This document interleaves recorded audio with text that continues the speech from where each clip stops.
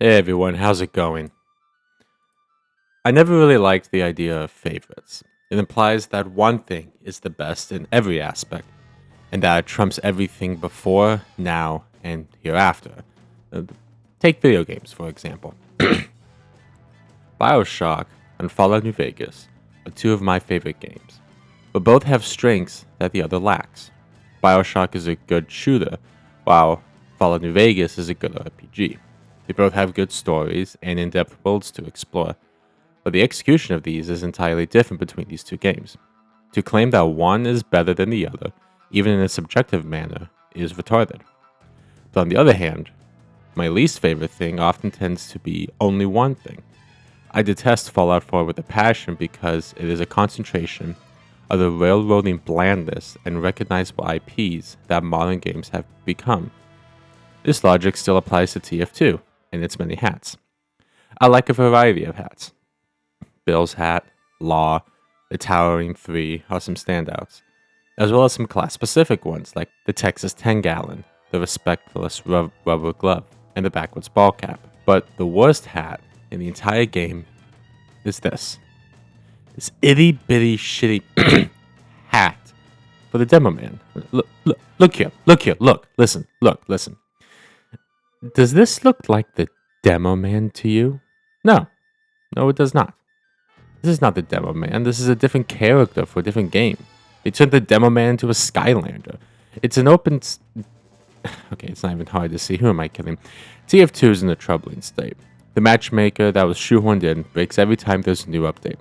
And 3 times a year, we're injected with hopium into our arms only to be met with a middle finger. Shit hats, shit taunts, shit unusual effects, and shit maps. And while the topic of the broken matchmakers finally begins more time to shine, as it should, the cosmetics, on the other hand, still need to be addressed. This is not okay. You cannot add a cosmetic like this into this game because it degrades the character of the mercenaries. The lunatics who fight in gravel pits over an old man's pride don't LARP as Blast Zone from Swap Force. You turn the the Demo Man, the most powerful explosive class in the game, to this. You cannot do this. These characters are not your characters, and they're not my characters either. They're the mercs from TF2. They all have distinct personalities, mannerisms, and voices that make the game what it is. When you play the game, you can tell these people just from their voice lines and stock taunts alone. So tell me, dear viewer, if you knew nothing about TF2, and I showed you these two pictures, are these the same character? No. No, they are not. So why should the game I like and I play because of the amazing personalities of the mercs, among other things, need to be ruined by someone's OC? I like this game because this type of normie crap isn't in it. Well, just play another game. What's the big deal? There is no other game like TF2, my dear contrarian. There are many other games with cartoony art styles that have wacky characters, but none that are as grounded as TF2. And they have the mechanics of TF2 like rocket jumping, sticky jumping, setting up with engineers, building Uber, getting around the map as fast as possible, unconventional loadout weapon. There's no other games like this with an in-game economy as bloated as TF2's in-game economy is, but that's a video for another day. There was no other game like TF2. So tell me, why does my game need to be infected with these grifters who want to LARP as their OC? Well, why do you care?